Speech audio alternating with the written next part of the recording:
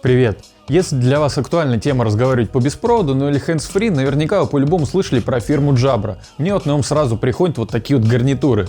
Но кроме гарнитур, с недавнего времени Jabra стала выпускать и наушники. В частности, недавно они выпустили Jabra Elite 75T. Это такое обновление предыдущей модели, и могу сказать, что получилось крайне интересно. Но, конечно же, не без нюансов. Присаживайтесь поудобнее, давайте разбираться.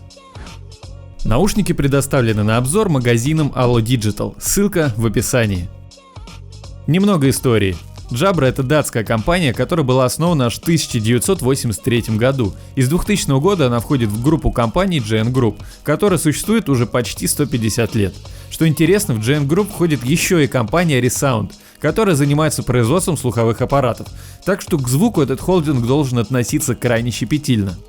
Для меня Jabra всегда была в основном производителем беспроводных гарнитур, и хочется надеяться, что все свои лучшие наработки они применили и в этой модели Jabra Elite 75T. Ну или T, но мне ближе T. Предыдущая модель 65T прошла мимо меня, мне там и кейс не очень нравился, да и по звуку они были неоднозначные, а вот что подготовили в новой модели, стало интересно. К упаковке претензий нет, сделано дорого-богато, ну или в данном случае элитно. Комплектация простенькая, набор сменных амбушюр, провод для зарядки Type-C и буклеты. По амбушюрам вопросов нет вообще. Материал эластичный, в ушах держится круто, и мне причем подошли стандартные. Кейс порадовал своими габаритами, он прям очень компактный. Примерно как у AirPods Pro, но чуть может быть толще. А вот черный матовый пластик постоянно выглядит немного заляпанным. Да и внутри, где гнезда для наушников, вообще иногда скапливается пыль, но протирается легко. Сзади рядом с портом для зарядки есть маленький индикатор, который при открытии крышки загорается зеленым, желтым или красным в зависимости от уровня заряда. У самой крышки есть минимальный люфт, а вот в открытом положении она фиксируется только если открыть ее до упора, но больше удивило, что крышка не умная. Наушники вроде позиционируются как такой сегмент выше среднего, но для коннекта с телефоном нужно по старинке достать наушники из кейса, хотя Apple, Samsung, да даже китайские копии на AirPods уже ставят такую фишку. С беспроводной зарядкой такая же история, не завезли. Наушники, если смотреть со стороны, кажутся миниатюрными, но это не совсем так. На самом деле корпус у них крупноват, хотя примерно сравним с Galaxy Buds, но больше, чем у AirPods Pro. К примеру, у 2 из 3 знакомых девушек наушники банально не помещались в ушной раковине. Короче, компактным девушкам скорее всего мимо, но если по размеру вам в принципе такие наушники нормально, то посадка прям шик. У меня сидят как влитые, переплевываю даже мои основные Galaxy Buds по удобству. Влагозащита тут IPX5, так что бегать под дождем можно спокойно, но вот душ лучше не стоит. В наушниках есть фирменная технология, с помощью которой можно слышать происходящее вокруг, называется она Hear True, сорян за мой английский. Через фирменное приложение Jabra Sound Plus можно регулировать громкость окружающего пространства и работает, кстати, хорошо. Звук не запаздывает, нет акцента именно на шуршащих звуках, как в Galaxy Buds. Там эта функция реализована просто отвратно и улавливает в основном там шуршание пакетов. Короче, примерно сравнимо с режимом прозрачности у AirPods Pro. Hear True можно включить или из телефона, что на ходу делать естественно неудобно, или просто одинарным нажатием на кнопку левого наушника. Да, тут не сенсоры, а механические кнопки, но функционал прям жир с таким маленьким нюансом. Одинарное нажатие на правом наушнике — плей-пауза, двойное на левом — следующий трек, удержание на левом или правом — регулировка громкости. Одиночное нажатие на левом, как я уже говорил, включение или выключение функции Hear True, ну а маленький нюанс — переключить трек назад в них нельзя. Ну и при всей моей нелюбви к механическим кнопкам, в Elite 75 они хорошо продуманы и сама кнопка очень мягко нажимается, почти не отдавая в ухо. В общем, любители кнопок точно оценят. 7,5 часов обещает нам время автономной работы, но на деле получилось немного меньше. На максимальной громкости в связке с Galaxy S10 и кодеком AAC 75T продержались 4 часа 46 минут. На самом деле бодро получилось, учитывая, что максимальная громкость тут просто зашкаливает и на ней слушать вообще невозможно. Но хотите прикол? Левый наушник отдельно не работает, если правый, к примеру, в кейсе. Может, конечно, у меня не получилось, но я несколько раз пробовал это сделать и кнопку зажимал вообще ни в какую.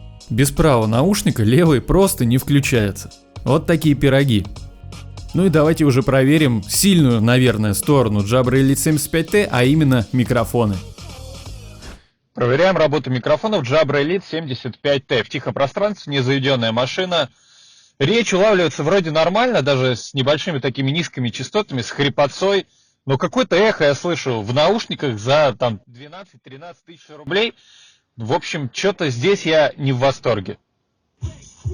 Проверяем работу микрофонов. Jabra Elite 75T в машине. Печка 3 деления 4, музыка на фоне на девятке. Здесь не работает шумоподавление, музыка на фоне отчетливо слышно, да, она не громкая, но она все равно присутствует на заднем фоне. И речь, не знаю, вот я пару раз сейчас слушал, как будто она немного громко скачет. В общем, 3 с плюсом, наверное, где-то так.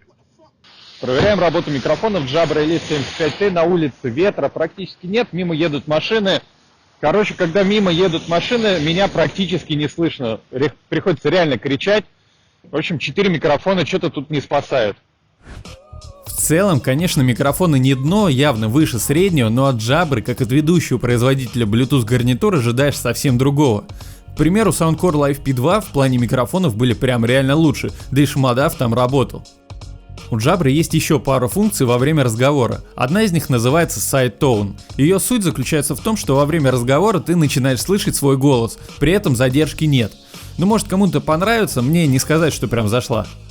А еще во время разговора через приложение можно настроить речь собеседника, чтобы она звучала более звонко или наоборот с преобладанием низких частот.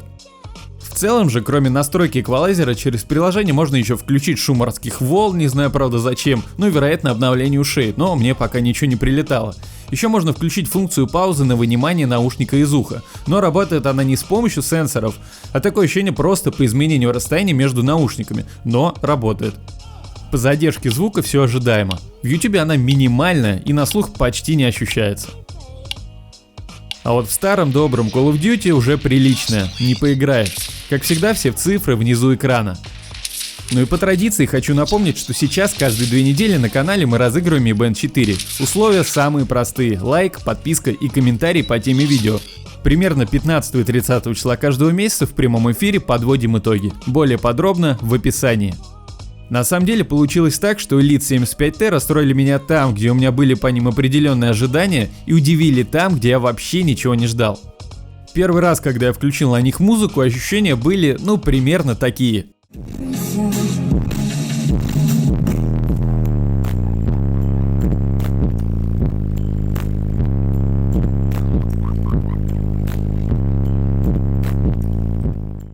Очень жирный бас, просто жирнющий, причем с очень приличной проработкой глубокого баса.